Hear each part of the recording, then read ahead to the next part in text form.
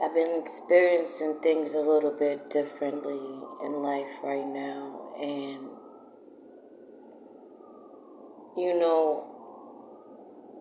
being in my own circumference, my own place where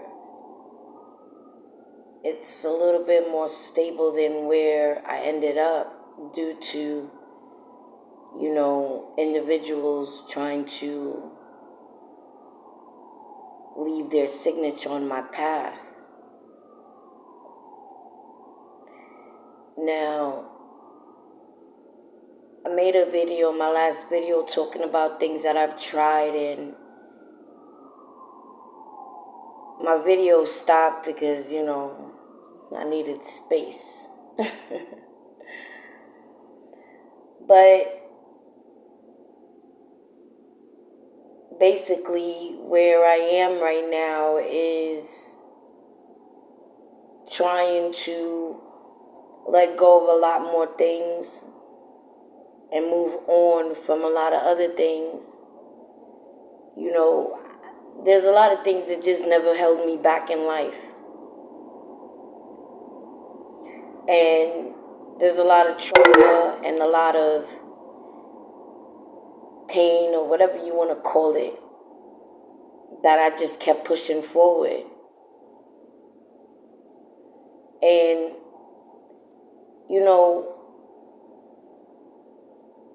I never got to, party or, do what normal teenagers do, go out and hang out here and there. I never got to do that. So I enjoyed a lot of things late. I experienced a lot of things late. And I'm still currently am. This is why I list the things that I've tried. It ain't for everybody, and a lot of it wasn't for me. But it didn't hold me back from having to do what I gotta do. I was mentioning when I left New York back in 2020 and I went to Texas. I ended up in Texas. I went to Las Vegas. I filled out job applications. I got 2 callbacks from Las Vegas while I was in Colorado. I was on a job interview. And I wasn't trying nothing. I was pretty focused, exercising, I was pretty much determined to keep moving. That was me starting over, starting fresh. Although I still had, little things here and there, I kept it up. And don't get me wrong, there's days when I felt like, I ain't finna to do this no more. You feel me? Like, this ain't even paying off. But it is. I'm just expecting it right now, right then and there. Like, I want it now. That's just how I move. I feel like I know what's coming. You know what I mean? Like, I know it's there. I know what's mine is mine, and nobody can take that from me. But reality is that there's certain things that's not in my vocabulary, and I'm not trying to put those words in my vocabulary at all. Don't make me feel good. It don't make me feel better than anyone else. Don't make me feel bigger than anyone else. Quite frankly, I feel stupid saying a lot of it. And I had to let go of a lot of people due to a lot of these words that I just don't want to use. I'm not trying to use. I'm not feeling to use. I'm not desired to use. So, growing up is what you make it. You feel me? Like, if you want a hard life growing up, you're going to get that. Nobody wants a hard life. But when people single you out, they try to make it hard for you. Well, it's up to you to make a way for yourself. See, I don't like things pulling on me. You feel me? So it's very easy for me to just be like, yo, like, don't touch me or stop touching me. Like, I'm very calm, cool, and collective until I feel like you're not comprehending, or your brain is just not functioning where you need to understand. See, when I have to raise my voice, I gotta show you a side of me that you might not like. I try my best not to raise my voice. Try my best to just let people know this tone, how I feel. And I expect you to listen, and I expect you to understand. If you don't understand, then let me explain myself.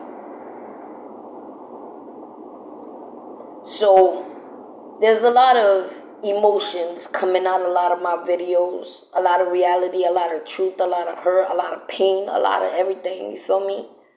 And I'm not feeling to stop doing what I have to do. There's nothing simple about living. There's nothing complicated about living. It's what you make it. You feel me? You decide what you want for yourself, and then you gotta keep pushing at it. If you don't want it, you don't gotta get it. Straight up. There's only so much you can do in this world. So much activity, so much creativity, so much invention. It's practically already been done. You feel me? So it's nothing new. It's nothing better. It's similar.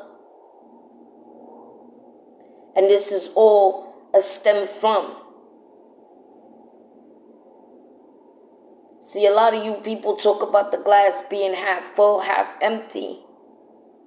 But even when the glass don't got nothing in it, it's still full. It's what you want to put in there other than what's already in there. So you might see an empty glass, but I see a glass overflowing with a lot of things. And it just ain't for you to see. And what you might see is half of what you think you might have. It still might quench your thirst.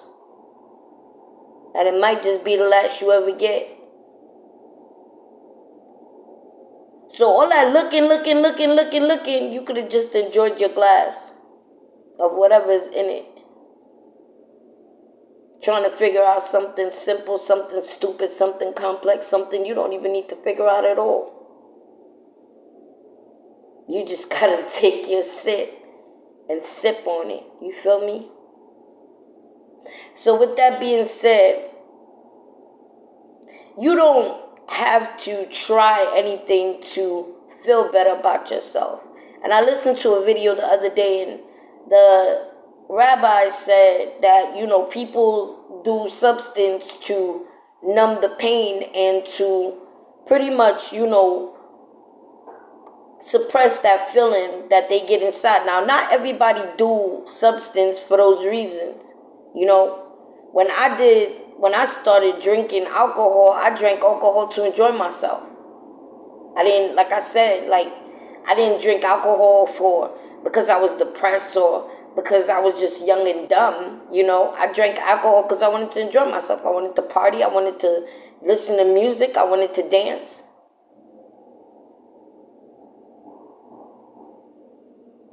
And when I tried other things, I didn't try it because I was depressed or because I was in a situation. I tried it because I wanted to enjoy myself. I wanted to see how I was gonna feel.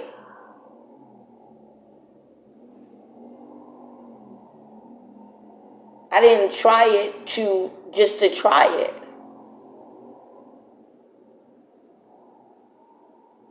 So a lot of people end up using it more than others for different and various reasons. And a lot of people continue to use it for different and various reasons. So, speaking from someone who has never tried it, probably won't ever try it, you can't speak for everyone stating that people that use or tried substance is only doing it to suppress pain, anger, and hurt. That's not true.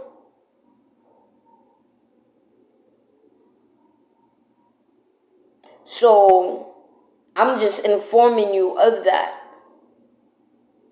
You got to look at it as from all perspective, otherwise no perspective at all. Otherwise, you're just looking at it as, I find that as some form of a put down, because a lot of y'all all say the same thing. Never having to try it, never wanting to try it, fear to try it. But yet you speak on it as though you're better. He said to keep a sober mind. He ain't say to always be sober.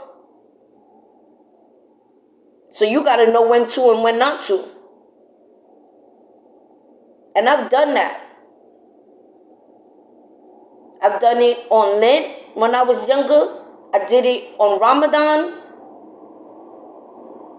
And I kept a sober mind, and I saw very clear.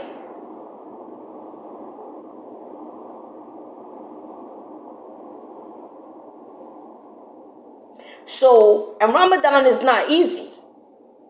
Ramadan tests your ability and your capability to discipline yourself. And what was interesting about it is you got to eat when the sun go down. And there's so many times when I slept, woke up like 1, 2 o'clock in the morning. Couldn't even eat. I just had to go back to sleep. Get up that morning, had to have my breakfast before the sun come up. And it was a beautiful experience. It's absolutely amazing. It taught me a lot. It taught me a lot of discipline, a lot of determination.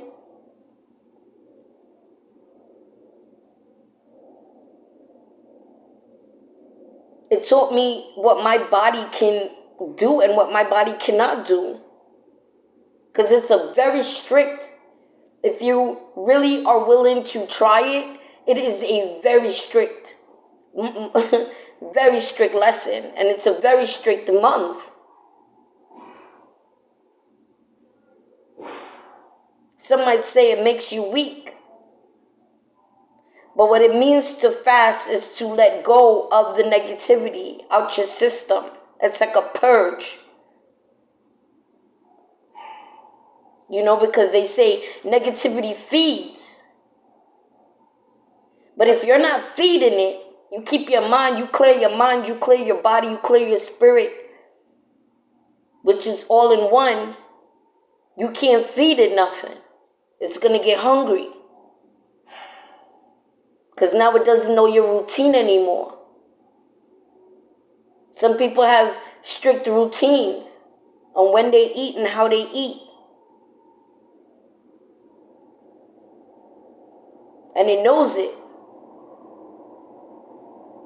That's why when you try something new, you feel a little bit different. That's your body telling you something.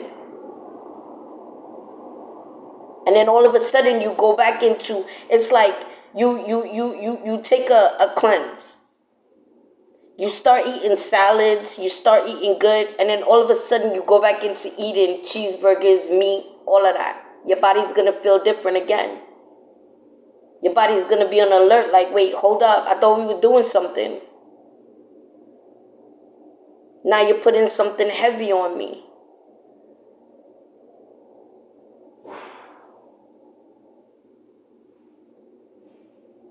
Now you could tell yourself right, but in all actuality, you already know it's wrong.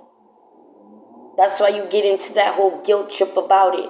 Now you don't got to be guilty about cheating or simple things. Like guilty, you can feel guilty about anything. How you spoke to somebody, what you said, how you said it. You can feel guilty about that. But there's a lot of lessons to learn. And who knows? Tomorrow's not promised to a lot of people.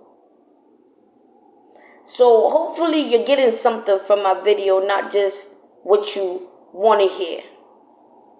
Because there's a lot to hear. There's a lot to listen to. There's a lot to take in, and there's a lot to put out. So it's all on how you really want to interpret what you listen to. Well, deuces.